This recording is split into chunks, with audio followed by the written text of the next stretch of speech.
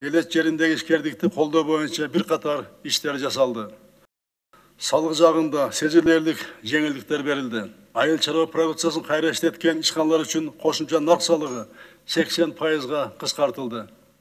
Айыл чарба кооперативдери, соода логистикалык борборлору, машина трактордук станциялар үчүн мүлк салыгы 50%га азайтылды.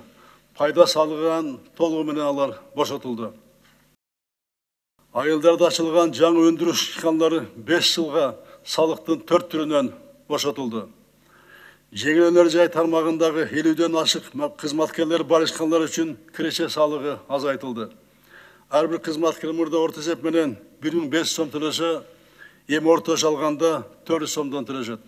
Ушул ишканалар социалдык төлөмдөр 27%дан 12%га чейин төмөндөтүлдү. Бул норма иштей баштады. Административдик жолтоолорду азайтуу багытында бир катар иштер аткарылды. 2021 жылдын январь айына чейин ишкердик субъекттерди текшерүүгө 2 жылга убактылуу тыюу салынды.